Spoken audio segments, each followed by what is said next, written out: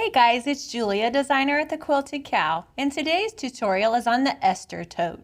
Before we begin, I'd like to thank my sponsors, Husqvarna Viking Sewing Machines, Creative Grids Rulers, Mats and Rotary Cutters, and Wilmington Prints. Let's get started. Quiet on set, we are rolling. The Esther Tote is my absolute favorite tote for any of my little needs. It's the perfect little size. It has 6 pockets on the outside and 2 on the inside. It's perfect for organizing. You can find this kit on our website at thequiltedcow.com or on our Facebook Lives on Tuesdays and Wednesdays. Let's get started with the first step. To begin this project, we're going to start by making the handles. Now to do this, you want to apply your interfacing to the wrong side of your fabric and go ahead and fuse it. Once we have that done, we're going to fold our strap in half, matching up our raw edges, keeping the pretty side out.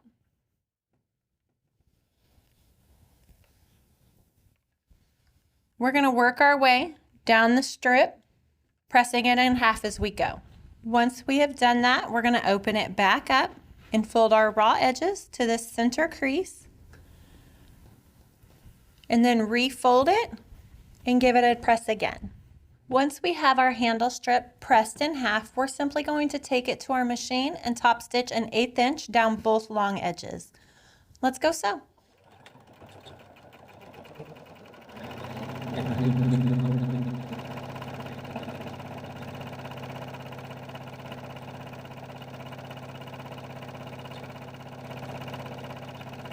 Once we have our handle strip completely sewn, we're going to do all the same steps for our second strip. The next step for our tote is to take our outside pocket piece. Now we're going to fold it in half with our wrong sides together and simply press this top edge. Once we have our pocket fabric folded in half, we are going to open it back up and place our interfacing bumpy side up right in the center. Keep it lined up with our crease, and we are going to press to adhere this. Now that we have fused our interfacing, we're going to take this to our machine and top stitch a 1/4 inch from this top edge, and we're going to do all these steps for both pockets.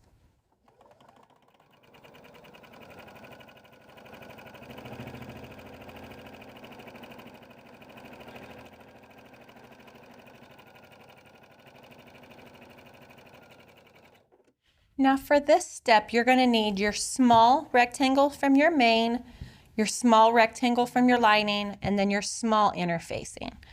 We are simply going to take the interfacing with the bumpy side up and fuse it right to our lining piece. Now to do this pocket, it has a faux binding, which is why your lining is a little bit larger than your outside.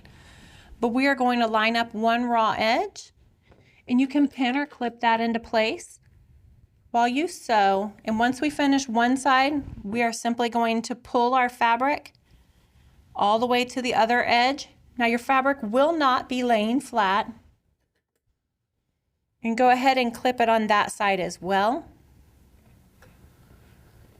So your fabric should have a little bulge in it, just like mine.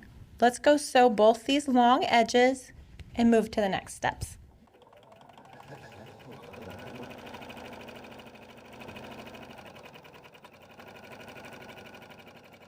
Now that we have sewn both the long edges, you should have a tube just like me.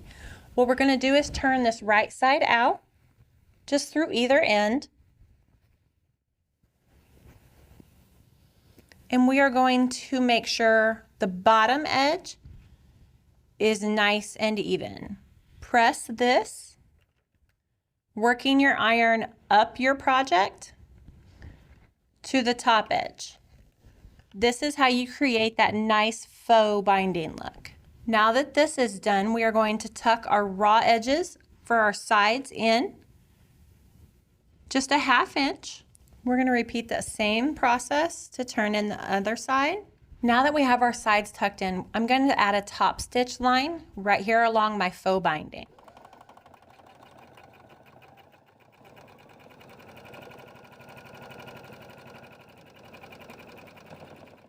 for this next step, you're going to need your lining fabric and then the inside pockets that we just created. We are going to turn it so we have the short side facing us. Once we have the short side facing us, I'm just going to measure up 3 inches from the bottom and draw a line. I'm going to measure 3.5 inches from each side and draw a little line. Now that I've got my marks drawn on the bottom and the sides, this is where I'm going to be placing my pocket. So I just want to line up the bottom edge on that 3-inch mark and then line up my pocket so it's right on the sides. I'm going to place some pins to hold this in place while I sew. Next, I'm going to step to my machine and sew down the sides, across the bottom, and back up the other side. Make sure that you're leaving this top faux binding area open. Let's go sew.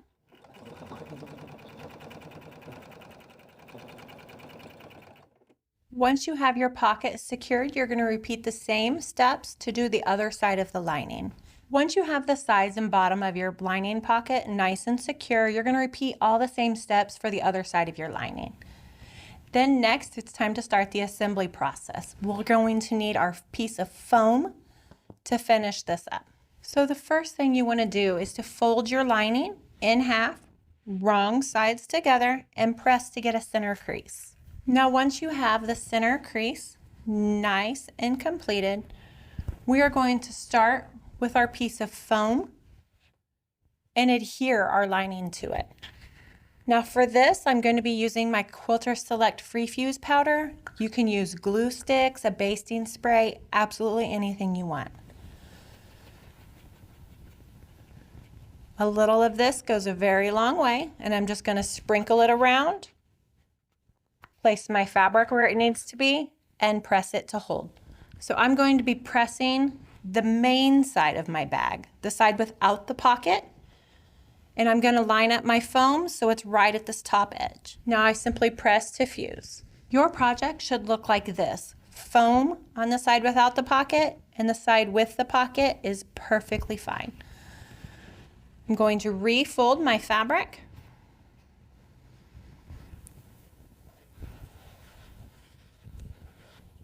Once again, pressing just to make that top edge nice and crisp. Now you'll repeat all those same steps so you'll have 2 sides of your bag. Once we have this step finished, it's time to start attaching our handles and our pockets. So we'll want to turn our lining fabric so it's main side up. We're going to take our outside pocket, lining up the sides and the bottom edges, and I'm simply going to add some clips to secure it in place. Repeat the same steps for the other side of your bag. Once you have your foam fused to the main side of your project, it's time to start attaching our pockets. So we're going to take our outside pockets and line up the sides and the bottom, and then just add some pins to hold everything in place. You'll repeat these same steps for the other side of your bag. Once you have the outside pocket nice and secure, it's time to start cutting out our bottom corners. So for that, I'm going to use my cute little Quilter Select ruler, and I'm just going to cut out 2 inches from the bottom corners and 2 inches from the top corners on my lining. I'm going to use a chalk pen because my fabric's dark. This is my absolute favorite one. It's got a little metal wheel in it, and it just has chalk powder. So it's perfect. It has a little brush and a little lid. My absolute favorite go-to anytime I have dark fabric. Once I have the marks done on my main, I'm going to repeat the same step to cut squares out on my lining. I'm going to use my friction pin and mark 2 inches on my bottom corners as well. Once you have these marked, you're going to repeat the same steps on your other fabrics and get all these squares cut out. Now that I have all of my squares for my bottom cutouts marked, it's time to just cut them out. Now you can use scissors or you can use your rotary cutter. I'm going to use this Quilter Select. It's the absolute best rotary cutter that I've ever used. And I'm just going to cut right on these lines. And I'm going to repeat this for all of my corners. Now that I have all of the corners of my project cut out, it is time to attach our straps. Now to attach our straps, I am simply going to line it up at the same measurements I did for my lining. So once again, that is 3.5 inches from the side. And once I have that measured, I'm simply going to add some pins to hold everything in place. I'm going to place them right in the center of my strap so that way I can still sew and my strap stays nice and straight. I'm going to do the same thing on the other side of the bag and on the other panel as well. Once I have my handle pinned, I'm going to repeat it for my other panel. Now that I have my handles pinned, I am going to double check that my handles are not twisted and that everything is facing the way I want it. Then I'm going to step to my machine and follow this top stitch line from my strap all the way to the top edge of my foam, right where it meets the lining side. I'm going to stop about 1/4 inch below that foam line, drive across my strap, and then back down the other side. Let's go sew. Now that I have all of my handle straps secured to my bag, it's time to assemble the bag itself. So what I'm going to do is to place it right sides together, matching up my main and my linings, and then just clip it to secure as I go. You want to make sure that your pockets are nice and even on both sides of your bag. When you get to the bottom of the main, you want to make sure your handles are lining up nice and even, because now is the time to fix it before everything's assembled. Once I have my main clipped together, I'm going to repeat the same steps for my lining. So I'm going to start stitching on the bottom of my lining. I'm going to leave a 5-inch opening here in the center and just clip right to the corner, and then I'm going to sew the entire sides, and then I'm going to do the bottom and back up the other side, working my way all the way around the project, leaving a 5-inch opening for turning. Now that I have my bag sewn with my 1/2-inch seam allowance, it's time to box my corners. Now whenever I box my corners on my main, I want to make sure I have one pocket on each side. You will definitely know if you do not have that, because it is very thick. So matching up my bottom and my side seams with one pocket on each side, I'm just going to clip everything together. I'm going to repeat the same thing on the other side of my main, matching my bottom and side seams. And I'm going to repeat the same steps on both my lining corners. Now that I have all my box corners pinned in place, it's time to stitch those. Once again, I'll be using a 1/2-inch seam allowance to do that. Make sure you lock your stitches at the beginning and end, especially on your main. You want to make sure that you open your seam allowances to kind of stitch everything flat. If not, it does get very thick. Let's go sew. Now that I have stitched my box corners, it's time to turn our project right side out. Now to do that, I'm just going to use the handles and help pull everything through the lining.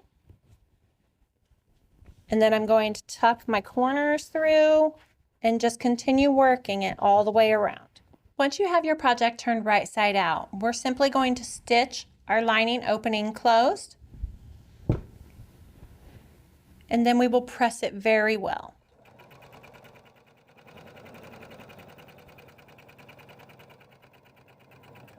Now that we've sewn our turn opening closed, we're just going to simply press our lining right into our main, and then we're going to press all of our edges around the top to get everything nice and crisp before we add our top stitch. Now that I have the top of my bag completely pressed, I'm just going to simply step to my machine and add an 1/8 inch or a 1/4 inch top stitch right around the top edge.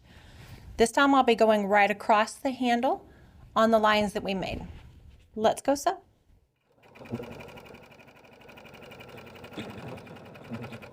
And that is how you make the Quilted Cow Original Esther Tote.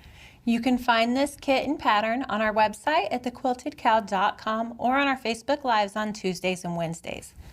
Please like and subscribe for more tutorials, and thanks for watching.